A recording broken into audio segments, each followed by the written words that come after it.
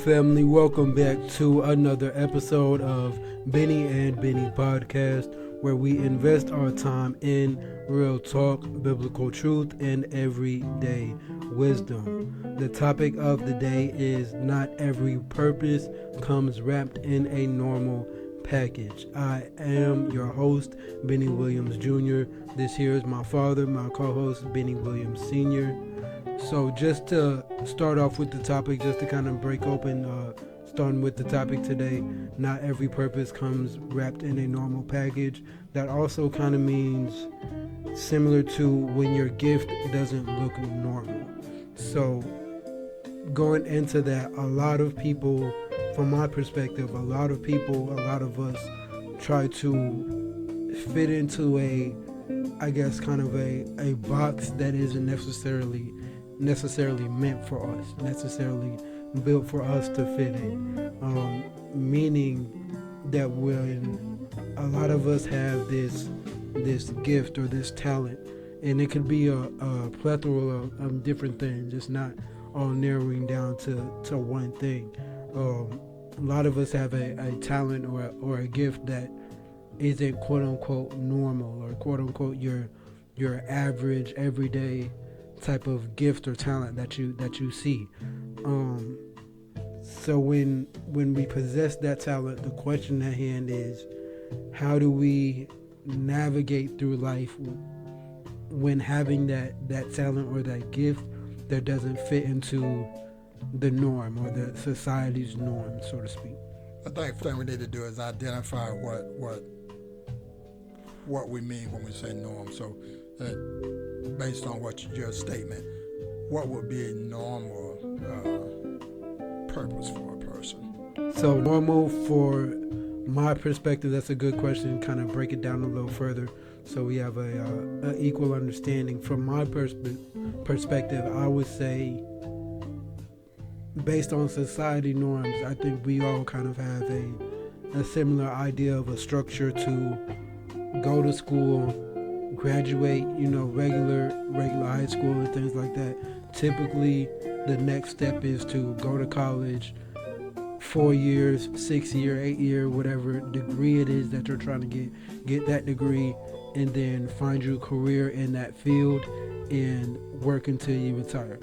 That's kind of the baseline that I think I've seen, experienced, and kind of been told, and I think probably a lot of other of the audience have been told to kind of walk down, and that's kind of the normal path that I see this kind of revolving around.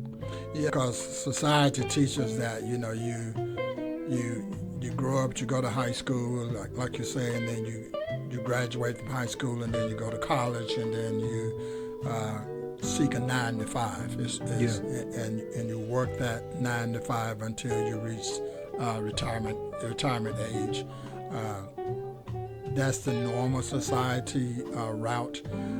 But I think when you're following your purpose, it kind of takes you outside of that, because there are some things that won't align with societal rules. For instance, let's say you want to be an entrepreneur. Based on your background or your surrounding, your friends that you have, it may put you in an uncomfortable position because they may not support that idea of you being your own boss. And then you may have a fear or a hesitation of even doing it because you don't know anyone else that you can use as an example that has done what you're trying to do. So now the whole thing is new to you. Yeah. And so you have that fear of just stepping out and doing it.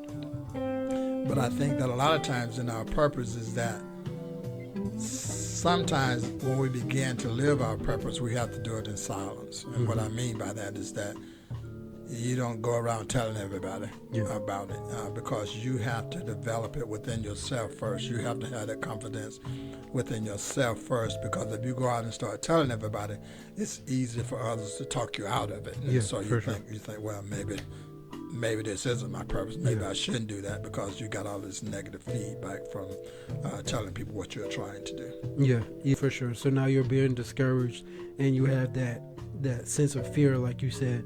And to kind of piggyback off of that with discouraged and fear, I think within this same topic, a lot of times we're kind of given this phrase or this idea to, which in hindsight makes sense, but we're kind of given this idea to have what is called like a backup plan or like a plan B, something to kind of fall back on. Or a lot of people say don't put all your eggs in one basket, right. which makes great sense, because regardless of how passionate or how hard you might go for your passion or your gift, how talented you might be, life might steer you a whole different way to where that plan B might come in handy, that backup plan might come in handy. So it does make sense to have that on the back burner, so to speak. But I think when you, like you said, you start telling other people and you start getting too many people involved into what you personally believe is your passion or your talent or your gift, that can easily, depending on that person's faith and things like that can sometimes easily be deterred or kind of steer them one way or the other to how much belief they might have in themselves, as far as how disciplined or how talented they really even are in whatever field that might be, whether it's musician or, like you said, being a entrepreneur, a creative of some sort, maybe a writer, things like that. Just anything that's quote unquote outside of the norm, to get a degree or whatever the case may be. Yeah, I think a lot of times that the talent alone won't make your purpose fulfilled. It won't fulfill your purpose by itself. I think the mindset is the greatest thing that you have to have. And I think sometimes is that I don't think we can rely on backup plans. I mean, if you really believe in your purpose and you know that's your purpose and that's what you're pursuing, I think a lot of times the backup plan can hinder you from putting your all into it to make it successful. Let me give you a real life example. So there was a guy in 1994, he decides that he's going to start his own business, and this is a guy that all of us know. And so, he's working on Wall Street, so he's making good money, but he decides to quit that job and start his own business, and he started this business in his garage. Yeah. So it tells you that he doesn't have a lot of revenue, a lot of money to put into this business because he started in this garage. Yeah. And it's something that no one else is really doing at the particular time. And so he calls the business Cadabra, a play on abracadabra. So he took the end of that and he called it Cadabra. Yeah. And so he's working in this garage. He hired a few people to work in the garage with him. Yeah. He doesn't have money for a desk, so they make doors as a desk for the people to sit around. And so everyone that knows about the business that's outside of the people that he hired are telling him that this is not going to work. It doesn't make any sense. Yeah. But this is his dream. This is his passion. He sees the vision that they don't see. And I think that's very important. We have to really see the vision and have this driving force that there is no backup plan. This is the plan, and I'm going to make it work. Yeah. Now that business later became what we know today as Amazon. Okay. Yeah. Now everybody knows Amazon, for sure. but when he first started, he tells people, okay, it's going to be Cadabra, and we're going to sell books online. What? You don't buy books online. You go to Barnes and Nobles and places like that to buy books. So it was a new thing, and I think a lot of times our greatest purpose is always going to be uncomfortable to us, because what it does, it pushes us to step outside of our comfort zone. The comfort zone is easy. But when we want to pursue a higher level of living, a higher lifestyle, or whatever, it requires us to step outside of our comfort zone, and it requires change.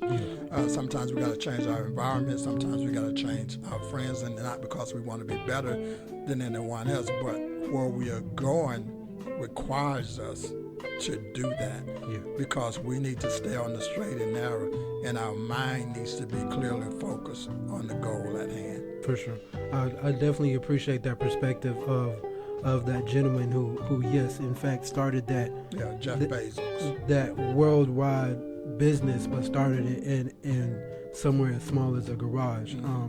And started by himself, and then slowly had a couple people working for him. That plays right into the field of the entrepreneurship that you were talking about.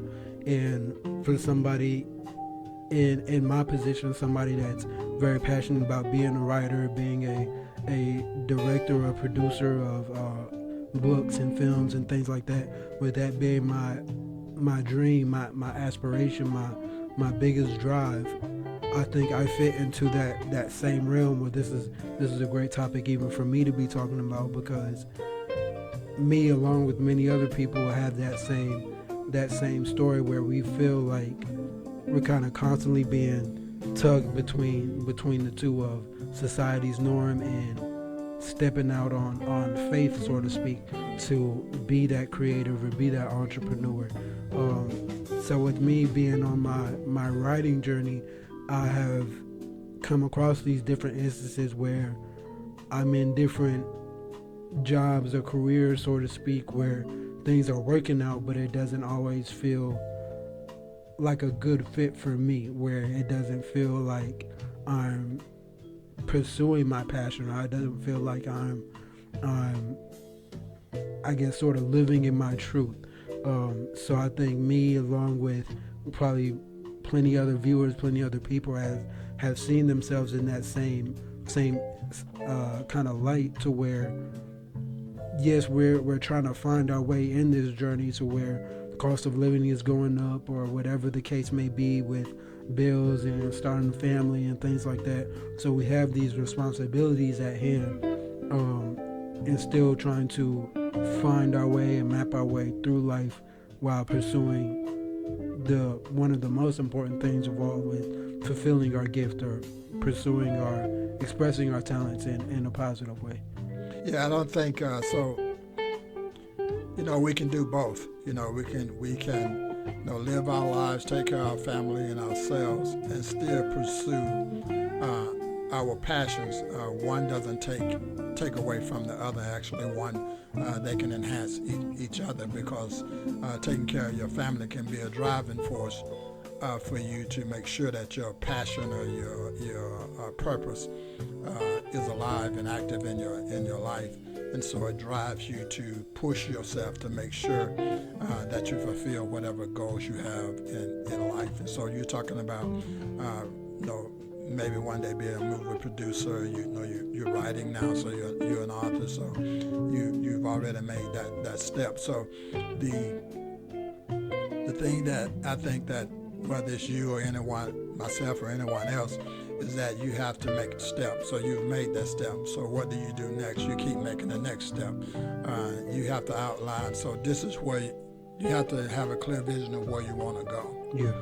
And then you outline the steps to get to that place. Yeah. Because if you don't have a path to follow, then you'll never reach the end goal. And I think a lot of times we have an idea. Well, to back up some, a lot of people have the idea, but they never start. Yeah. And so they're being busy, but they never start on the thing that fulfills their purpose in life, or their goal, or their passions in life. They never do anything about it. Then you have those that start, and then life steps in the way, and they have a career change, or they lose their job, or something else traumatic happens in their life, and then they stop. Yeah. And so now they've stopped, and they still have that burning desire within them, and they know where they want to go, but they're stuck where they are, and so they never pursue that goal. So I think, in your case, is that you've already started the journey. You know where you want to go. Yeah. And so now your job now is to outline the path on how to get there. And that's probably the toughest part, or the hardest part, because whenever you're trying to do something that's great in your life, there's always obstacles. But what I've learned is that you can't look at obstacles as something that's trying to stop you. Yeah.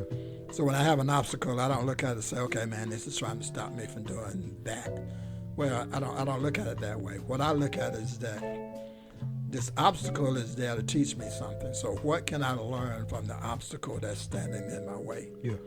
And if you sit there long enough and you learn what it's trying to teach you, it enables you to find that next step. Yeah.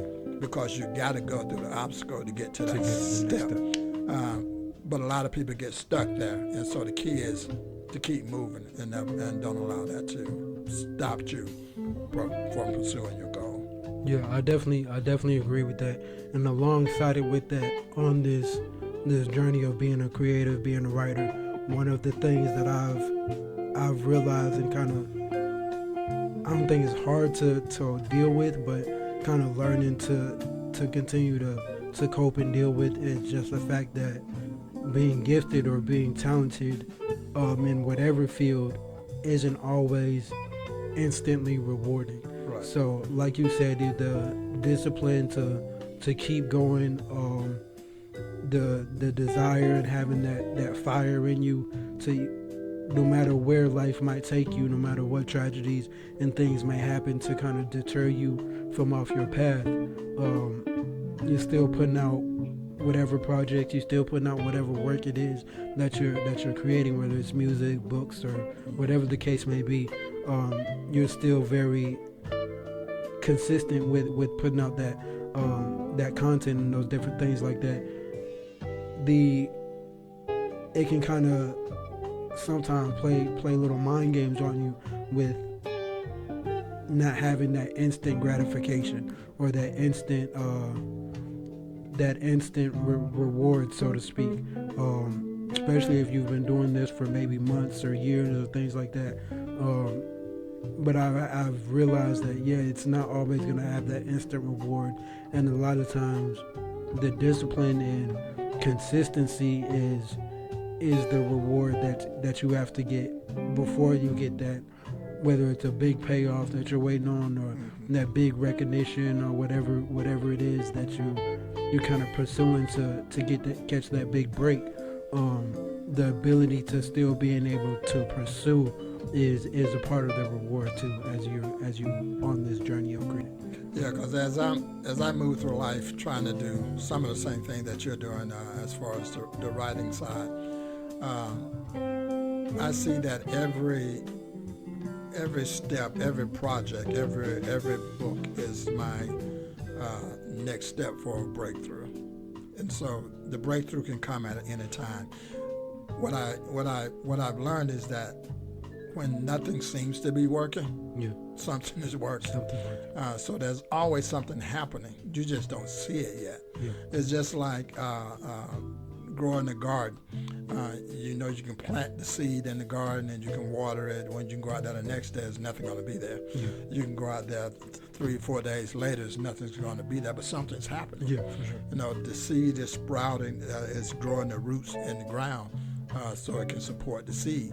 And so when you're pursuing your passions or your dream in life, something is happening. Mm-hmm. You just don't see it yet, but you will see it as long as you don't give up on it. And so when I started writing, when I wrote my first book, I wrote it for myself because there were some things that I was going through and trying to deal with on the job, and it helped me get through those things. I wanted to sell books, but that wasn't my motivation. My motivation was me. Yeah. How do I get to deal with this stress on this job and still function and still be the husband and the father that I'm supposed to be? So I did that. But I went on I did book signings. I did an episode on television, and I taught lessons from the book and all those things. And that produced some sales. But then I didn't focus so much on that. I wrote another book, and then I wrote another book, and things happen slowly but gradually. Now I sell books on Amazon every month. and I don't have to push it. I'm not pushing it. I'm not sending out notices to my friends, I'm not doing any of those things. It does it by itself. But the reason that it does it is because something was happening that I didn't see, and I kept pursuing my goal, and then all of a sudden it started sprouting results. The results that I wanted came to be. And I think that anybody that's pursuing any goal, whatever that goal may be, small or big, however you want to characterize it, you can't give up on it because you don't see results right away. And you can't give up on it when you get criticism from others, because that will come. And it mostly comes from those who want to do what you're doing, but don't have the passion or the drive to do it. And it hurts. It makes them look bad to see you doing it. Yeah. I can definitely agree with that. In my personal life, I think I might have experienced that just a little bit from different friends and people that I have or used to have kept around me. So thinking about that, and with you having a little more wisdom than me, I want to ask you a couple questions that you might could help answer and kind of spread some light on. With you as a father, what advice would you give to a son or a friend that kind of is feeling, I guess, lost in their passion or their gift? Well, first thing I would ask, if someone came to me with the question of, how do they navigate life from where they are because they feel stuck in life. First I would ask is, why do you think you feel stuck? I think you first need to identify that. Yeah. And oftentimes it's because we're not getting recognition from others. We either not getting recognition from others, or we are comparing ourselves to others. Because you start having this feeling, and it happens to all of us at some point in time, where we look at our lives and we look at where we are, and we look at someone else that we know, and that person appears to be a lot farther ahead than we are. Mm-hmm. And so we start comparing our lives to them, and we wonder, okay, why are they so far ahead, and why am I stuck right here?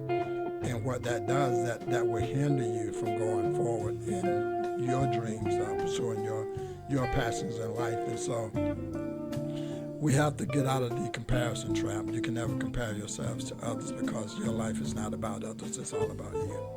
Yeah, for sure. A second question: how do you support someone without forcing them into their or your own kind of definition of success? That's an interesting question. I've never been in a position where I was trying to force someone to follow my definition of success, because I think the definition of success is different from everyone. For some people, it's money. You got to have a certain amount of money, and then they call that success. But trust me, that's not success. Yeah. So we've all seen people that we see are successful. They have these successful careers, and they seem to be skyrocketing, and then you see their whole life just fall apart. Well, it was falling apart all along. Yeah. You just didn't see that part of their life. But what I would encourage people to do is that you have to define what success is for yourself.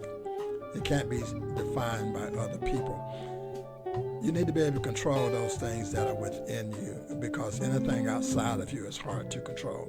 And so you can't control the opinion of other people. You can't control the attitude of other people. Oftentimes you can't control your surroundings sometimes.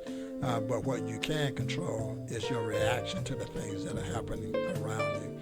And I think you have to stay focused on that, because your mindset is the strongest asset that you have. Absolutely. I definitely agree that your mindset is one of the, if not the most powerful asset, this most powerful muscle that you have that can help you obtain those goals and those things that you have. So to close it out, I have just a couple notes in here that I want to help close it out with.